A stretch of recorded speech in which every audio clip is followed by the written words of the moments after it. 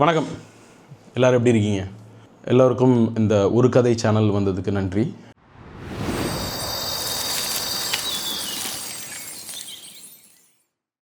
இன்றைக்கி நான் என்ன கதை பேச போகிறேன்னா, தாத்தா வாங்கி தந்த பரோட்டா சால்னா.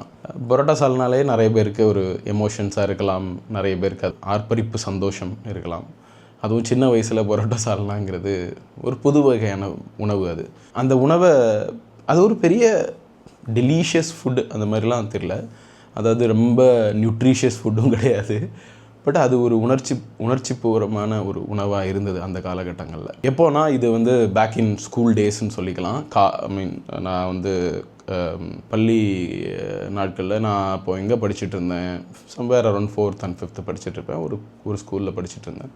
அப்போ நான் எல்லா விடுமுறைக்கும் நாங்கள் ஆனுவல் ஹாலிடேஸ்ன்னு நம்ம சொல்கிறோம் இல்லையா, எல்லா கொடைக்கால விடுமுறைக்கும் நம்ம எங்கள் தாத்தா வீட்டுக்கு தான் போவோம். தாத்தா ஊர் பூதப்பாண்டிங்கிற ஒரு கிராமம், கன்னியாகுமரி மாவட்டத்தில் இருக்கிற இது.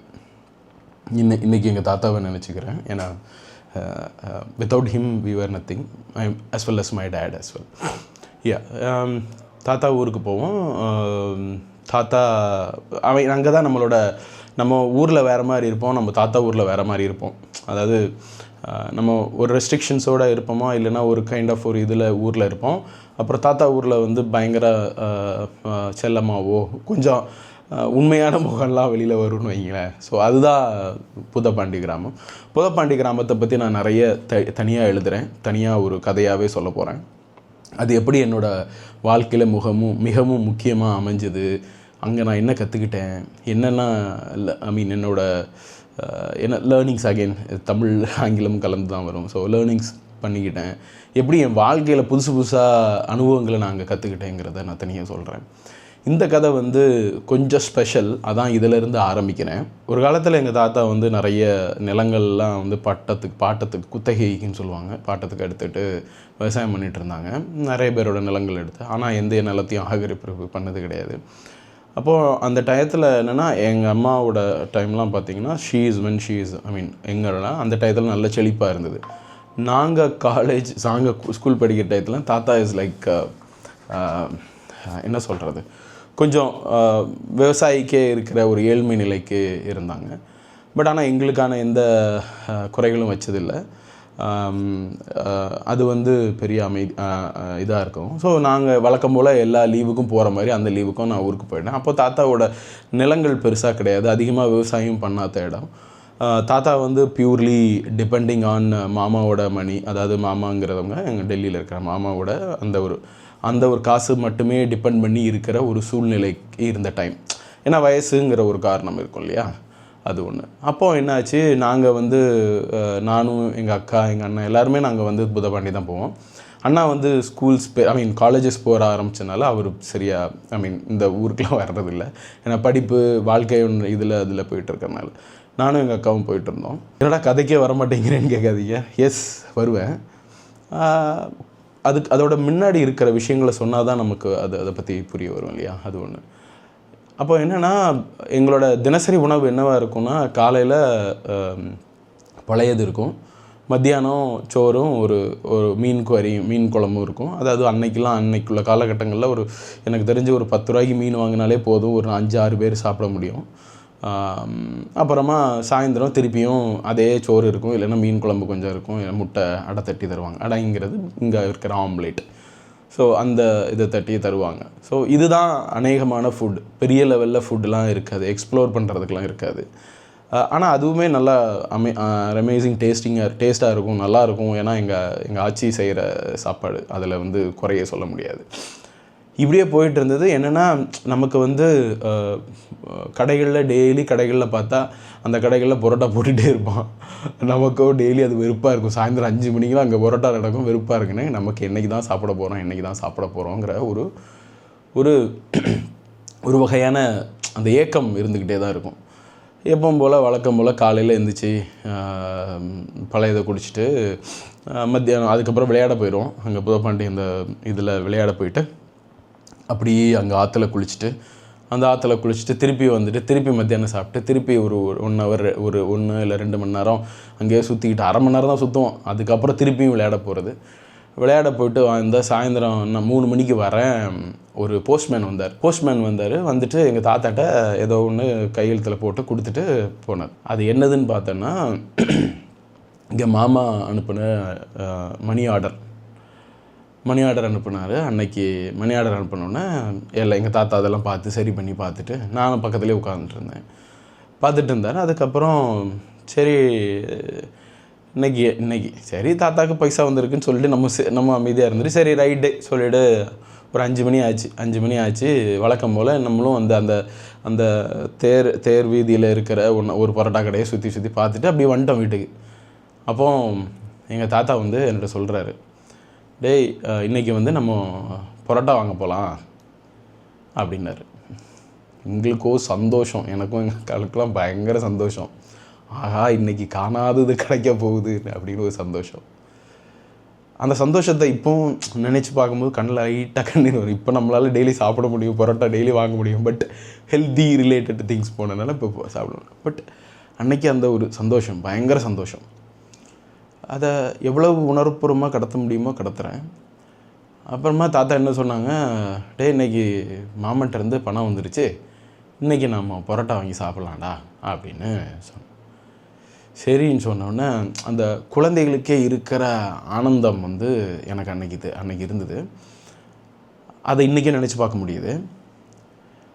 போயிட்டு அப்புறம் தாத்தா சொல்கிறாரு, டே இந்த ஒரு வாளி எடுத்துக்கோ, வாளி அதுன்னா சால்னா வாங்குறதுக்கு வாளி எடுத்துக்கோ, ஆச்சிக்கு எவ்வளோ வேணும், அக்காவுக்கு எவ்வளோ வேணும், அத்தானுக்கு எவ்வளோ வேணும், உனக்கு எவ்வளோ வேணும் எல்லாம் கேட்டுக்கோ சொல்லிவிட்டு என்கிட்ட கேட்டார்.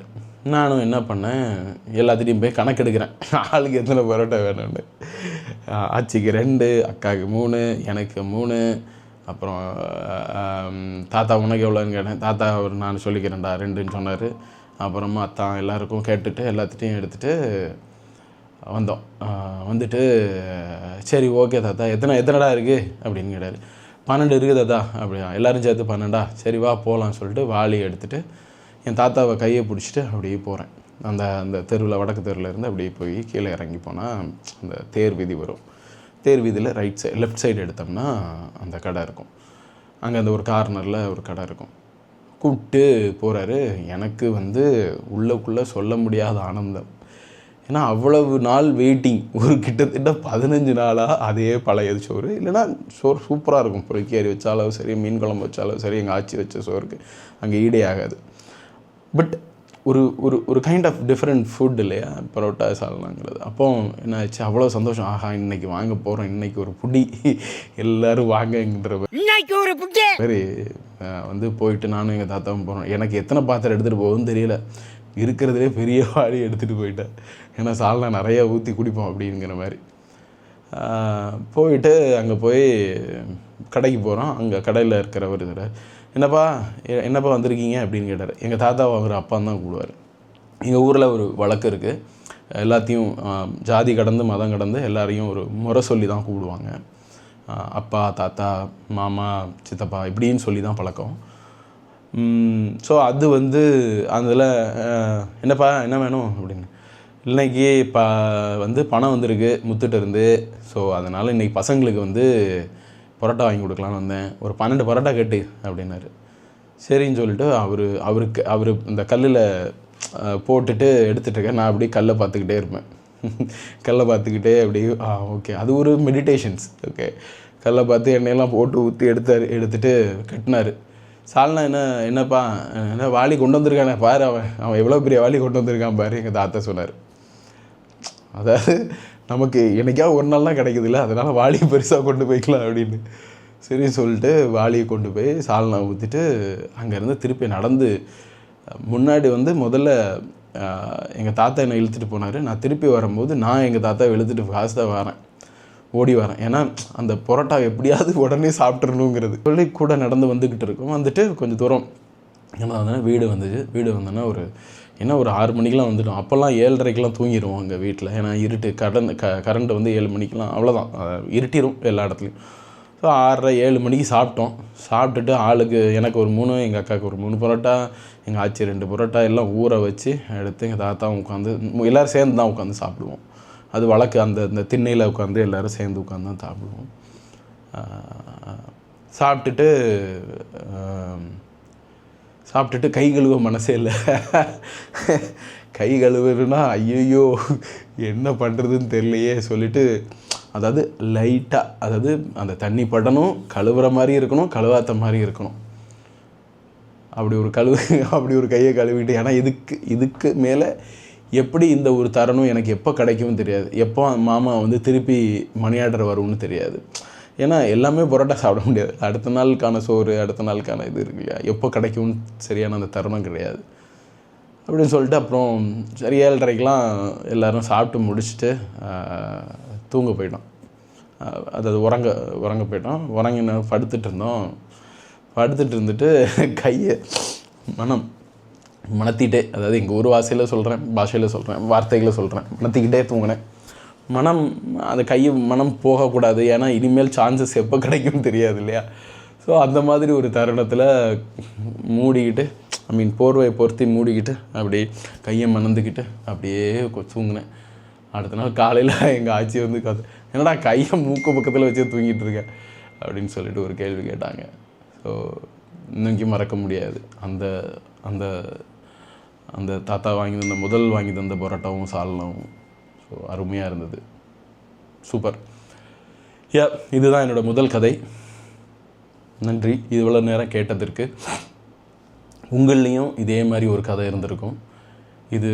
இதே அனுபவத்தை நீங்களும் அனுபவிச்சிருப்பீங்க. ப்ளீஸ் உங்கள் கமெண்ட்டில் சொல்லுங்கள். Thank you again.